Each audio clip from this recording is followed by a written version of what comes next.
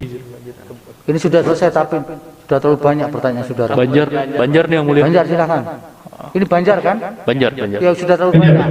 Yang lain. Karena memang banyak pelanggaran yang mulia. Sedikit Ya, saja. tapi sudah terlalu banyak. Satu-satu Kami memberi saja. porsi untuk termohon, pihak terkait tadi untuk saksi-saksi Anda itu sangat terbatas. Baik yang mulia. Masih ada nggak untuk KPU yang lain? Oh, ada Banjarmasin yang mulia. Silakan. Oke, Banjarmasin. Banjarmasin, maju. Oke, saudara saksi. Saya ingin bertanya mengenai kejadian yang terjadi di Kecamatan Banjarmasin Selatan. Oke, di Banjarmasin Selatan itu rekapitulasi dari tanggal 11 sampai tanggal 14 Desember tahun 2020. Di sana setiap kelurahan, Kecamatan Banjarmasin Selatan itu ada 12 kelurahan. Setiap kelurahan itu membacakan rekapitulasi. Saudara saksi, saya belum bertanya loh. Sebentar Bu, dengarkan dulu pertanyaan. Jangan Ya. buru-buru. Ya, di Kecamatan Banjarmasin Selatan saat itu ada tim kami yang tadi saudara saksi kan pas ditanya oleh kuasa hukum lancar-lancar aja, tidak ada. Saya ingin ingatkan lagi nih ke saudara saksi dan ini saya harap dijawab dengan benar dan jujur. Di Kecamatan Banjarmasin Selatan itu sudah kami buktikan ada juga laporan dari tim kami, ada pembukaan kotak suara ketika selesai rapat pleno di Kecamatan Banjarmasin Selatan itu tengah malam dibuka di atas jam 12. Tidak ada saksi dari pasangan kami nggak tahu saksi dari Itu yang terkait. di cross saja, benar tidak? Ya. Jangan Anda kemudian yang Oke, baik yang mulia. pernyataan seperti itu. Apakah saudara saksi mengetahui hal tersebut? Dalam pembukaan kotak suara itu bukan pembukaan karena kita melaksanakan itu adalah dalam proses tahapan rekapitulasi di tingkat kecamatan. Loh, berarti itu tidak salah ya? Ya, Tidak ya? Tapi ada putusan rekomendasi dari Panwaslu dan sudah dikirim rekomendasinya ke Bawaslu Banjarmasin menyatakan bahwa telah terjadi pelanggaran administrasi dan meminta Bawaslu Banjarmasin menindaklanjuti hal tersebut. Berarti Ya. apa tidak lanjut dari KPU Banjarmasin? ya, tindak lanjut kami adalah pelanggaran administrasi berupa teguran lisan. Saudara bilang tadi tidak apa-apa, tapi itu dikasih Iya. pelanggaran berupa teguran lisan. Secara Iya, praktik kan ada. begini, karena Bawaslu itu memberikan namanya surat rekomendasi, kami sebagai KPU itu wajib untuk menindaklanjutinya. Jadi kami tindak lanjuti, karena kalau kami tidak menindaklanjutinya, kami akan dipidana dan juga dilaporkan ke DKPP. Meskipun kami juga kurang paham, pidananya itu adalah melanggar pasal 18, jadi kami tidak paham tentang itu. Oke, begini saudara saksi. Tadi saudara saksi bilang itu adalah tahapan yang sudah sesuai gitu. Ini saya tidak tahu nih bisa ditanyakan atau tidak. Apakah memang bisa ketika sudah tidak ada saksi-saksi, rapat pleno sudah selesai, hasil pleno sudah dibagikan, lalu kotak suara dibuka malam hari di sebuah ruangan itu? Jangan pertanyaan yang menjawab. Boleh saya bercerita tentang kronologis pada rekapitulasi di Banjarmasin Selatan?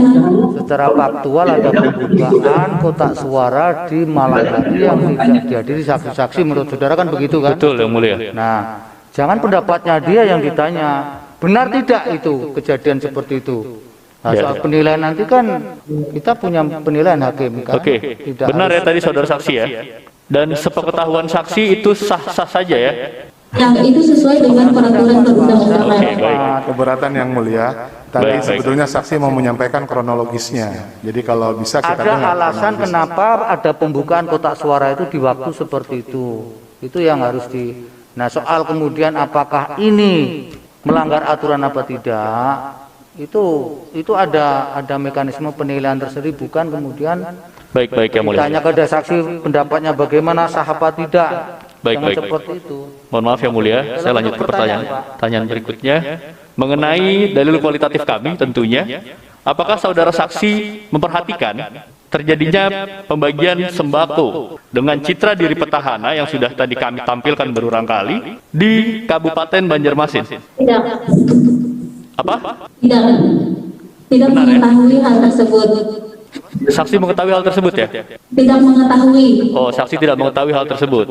Saksi ketika pelaksanaan pilkada ini dari 6 bulan sebelum ditetapkan sebagai pasangan calon 23 Maret sampai 23 September, kesibukan saksi itu di bidang apa? Kami adalah komisi umum untuk yang dua pemilihan, jadi pemilihan untuk wali kota dan juga pemilihan untuk gubernur. Nah, pada bulan Juni itu dibuka kembali yang namanya tahapan karena 3 bulan karena COVID kemarin.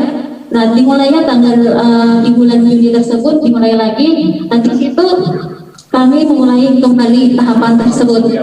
Jadi selama itu saksi tidak pernah melihat ada pembagian sembako dari gubernur. Iya, tidak pernah. Sembako bertuliskan Paman Birin tidak pernah lihat ya? Tidak pernah. Tidak pernah melihat juga dari berita-berita? Tidak pernah juga. Karena kesibukan kita adalah sebagai penyelenggara pemilihan. Ya, sebagai penyelenggara tidak memperhatikan ya apa yang dilakukan oleh kontestannya. Tidak memperhatikan, kita juga bekerja sesuai dengan yang ada di kegiatan dan juga tahapan yang sudah sesuai dengan PKPU 5. Apakah ada surat tembusan dari Bawaslu Kalimantan Selatan mengenai hal yang saya tanyakan tadi, mengenai sembako? Tidak ada. Tidak ada. Oke. Kalau perihal dengan tagline bergerak, apakah saudara saksi pernah melihat kalimat-kalimat bergerak di sekitar atau di sepanjang kota Banjarmasin? Ada. Ada. Di mana saja saudara saksi melihat? Di baliho-baliho untuk yang APK. Di sana ada tulisan bergerak. Yang non APK? Saya kurang tahu, tidak memperhatikan. Yang non APK saudara saksi tidak memperhatikan. Di truk, di spanduk acara, di baju-baju dinas, di sepeda motor dinas, saudara saksi tidak pernah lihat? Ya, tidak melihat. Tidak pernah lihat ya? Ya. Yang saudara saksi lihat khusus yang di APK saja begitu? Ya, tidak usah di. Oke, baik, Iya. yang mulia. Mengenai tandon, apakah saudara saksi pernah melihat tandon cuci tangan COVID-19 itu, yang oren-oren besar? Di Banjarmasin tentunya. Adanya biru, tidak ada. Tidak ada warna oranye. Oh, saudara tidak melihat yang berwarna orange? Iya, tidak ada. Oke. Cukup ya. Oke, cukup yang mulia. Baik. Satu pertanyaan buat Hulu Sungai Tengah yang mulia. Hulu Sungai Tengah. Iya, Murjani ya. Pak Murjani. Murjani maju. Satu pertanyaan. Ya. Tadi disebutkan suara tidak sah tadi, Bapak menyebutkan untuk gubernur 12% ya Pak. Hitungan kami Pak, 14%. Yang benar yang mana? Ya insya Allah yang benar kami Pak, cuman nanti dihitung ulang aja maksud saya. Pertanyaannya adalah, kalau tadi disebutkan untuk gubernur suara sahnya tidak 21.363, yang bupati berapa Pak? Saya bantu Pak. Jangan dibantu. Oh jangan, ini sudah. Ada Pak jawabannya yang bupati? Saya tidak bawa data untuk yang bupati. Di permohonan kami tertulis 8.285. Berapa pasangan calon bupati Pak? Kalau 8.000 tadi itu suara tidak sah. Iya. Pertanyaan saya, berapa pasangan calon bupati di Hulu Sungai Tengah? Ada 5 pasangan calon. Iya. Jadi untuk 5 pasangan calon Pak, suara tidak sahnya 8.285. Untuk berapa pasangan calon gubernur Pak? Gubernur 2 pasang calon. Iya. Dan suara tidak sahnya adalah 21.363. Jadi untuk diketahui Pak, 14% itu tinggi sekali karena rata-rata tidak sahnya itu secara nasional 3% dan untuk Kalsel 5,8%. Terima kasih yang mulia. Ada pendalaman dari Pak. Baik, terima kasih yang mulia. Dari saya hanya satu. Saya ingin konfirmasi pada Pak Abdul Karim Oman. Bisa Pak Abdul maju? Abdul Karim maju Pak. Kabupaten Banjar ya. Maju Pak. Banjar. Yang mulia, mohon izin, yang bersangkutan sedang izin keluar sebentar ke toilet. Mana pulang? Ke toilet dulu sebentar, kan? Oh ya. Mohon izin. Baik, mungkin lanjutkan dulu nanti baru saya. Saya sedikit ke Ibu Rahmiyati ya. Ibu sejak kapan menjadi anggota KPU? Baru 1 kali ini. Ini periode pertama. Iya. Sudah berapa tahun Ibu? Dari 2018. 2018 sampai sekarang ya? Iya. Baik. Ibu, menurut norma, di mana saja boleh dilakukan, saya ulangi, di mana, kapan, boleh dilakukan pembukaan kotak suara? Pembukaan kotak suara itu boleh dilaksanakan pada saat rekapitulasi. Diulangi Bu, kurang jelas. Pembukaan kotak suara itu boleh dilakukan pada saat rekapitulasi di berbagai tingkatan. Baik, selain itu tidak ada. Waktu pemungutan, Waktu pemungutan kotak suara dibuka, diperlihatkan kepada saksi kotak suara kosong, begitu kan? iya, Betul. Sudah itu ditutup.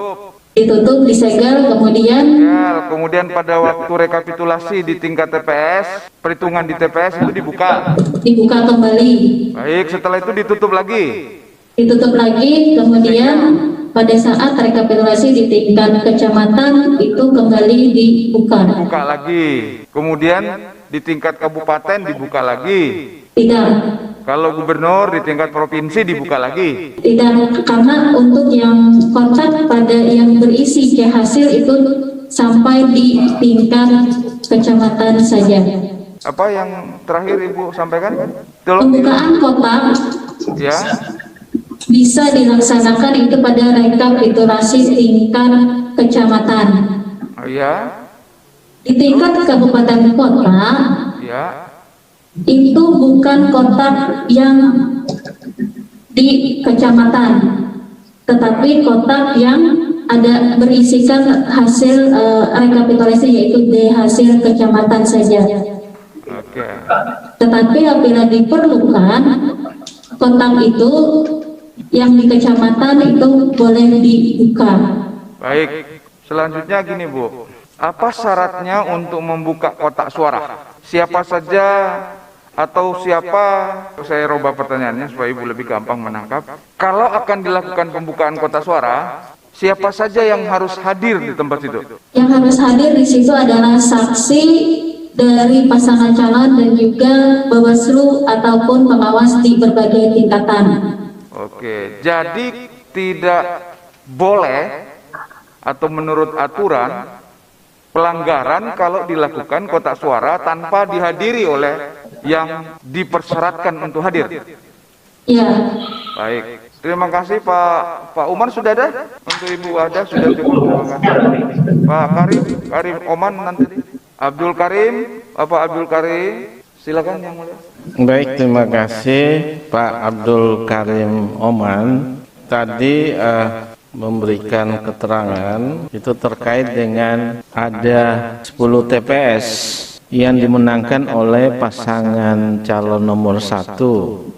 Pertanyaan saya adalah, apakah pada ke-10 TPS itu ada saksi dari kedua pasangan calon atau tidak? Yang kedua, apakah saksi misalnya dari pasangan calon 02 apakah menggunakan hak suaranya di TPS yang 10 itu?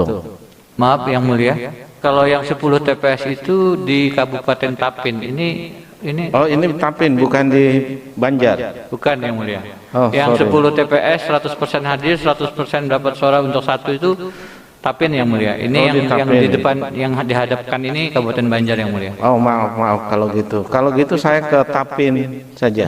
Tapin Pak.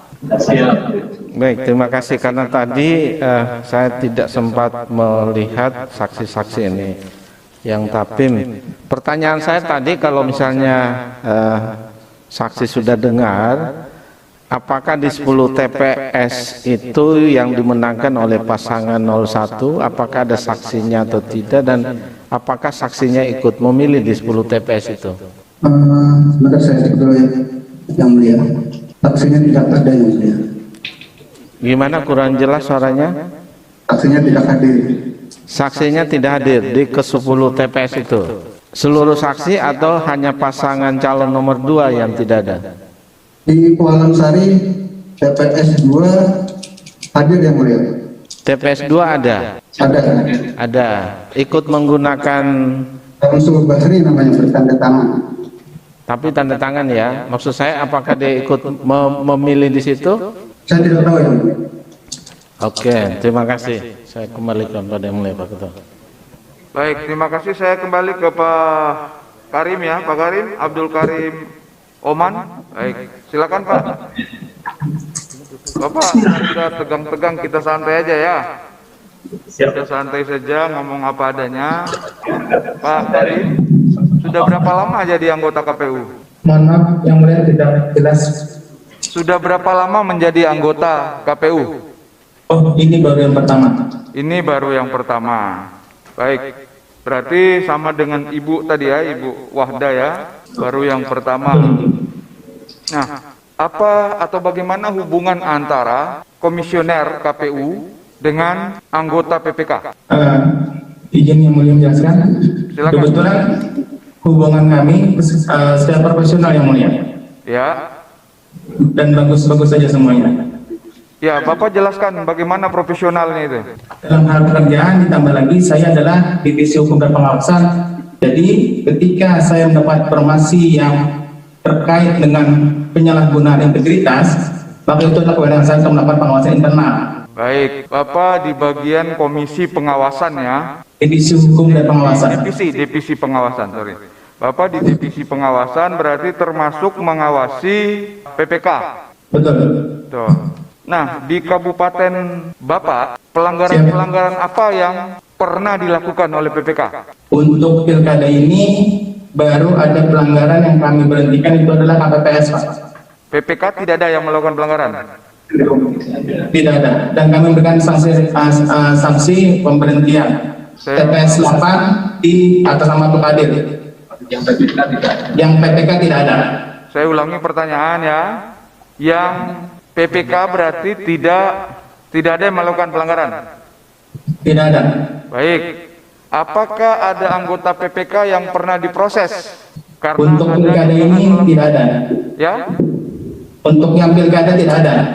Jadi selama proses pilkada ini tidak ada anggota PPK yang diproses karena diduga melakukan satu pelanggaran. Betul. Betul ya? Tidak ada. Tidak ada. Tadi Bapak menyampaikan kepada pemohon ketika ditanya ada yang Bapak klarifikasi. Gimana itu Pak? Itu berdasarkan informasi, jadi saya langsung melakukan klarifikasi. Apakah klarifikasi itu benar atau tidak? Baik, Bapak mengerti tidak bahasa Indonesia? Mengerti Pak. Mengerti.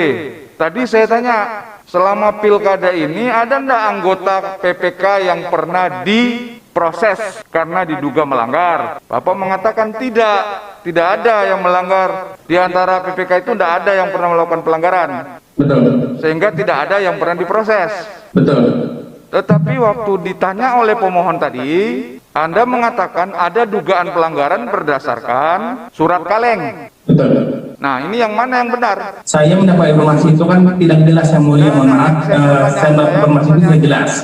Begitu, jadi Pak Oman. Saya langsung, ya. Pak Oman, yang dijawab itu yang saya tanyakan saja.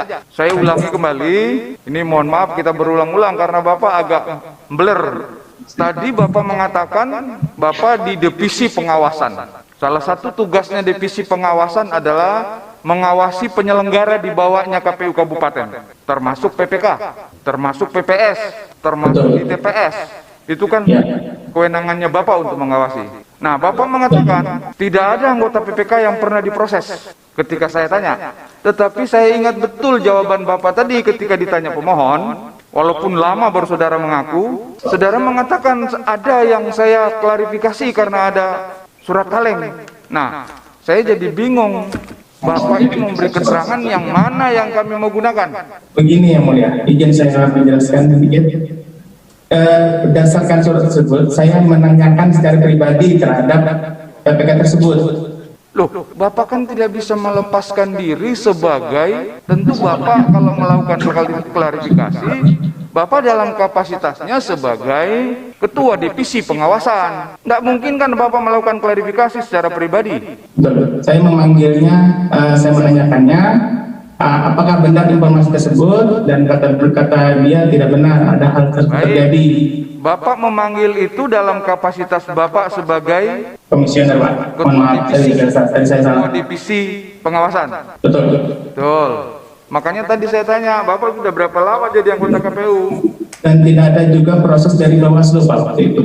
Tidak usah ditanya ya, tidak usah disampaikan yang saya tidak tanya, Pak. Nah, Kenapa saya tanya tadi sudah berapa lama Bapak menjadi ketua anggota KPU? Karena sebelum menjadi KPU ada surat pernyataan bersedia bekerja penuh waktu 1 kali 24 jam. Itu KPU, Bawaslu juga begitu Pak. Jadi terakhir pertanyaan saya untuk Bapak, yang mana yang harus kami percaya? Ada yang diklarifikasi atau tidak ada yang diklarifikasi? Ini kalau Bapak memberikan jawaban yang keliru, kami salah membuat putusan, masuk neraka kami. Bapak yang menjadi penyebabnya. Ada yang diklarifikasi Pak. Ada, baik, terima kasih. Cukup ya.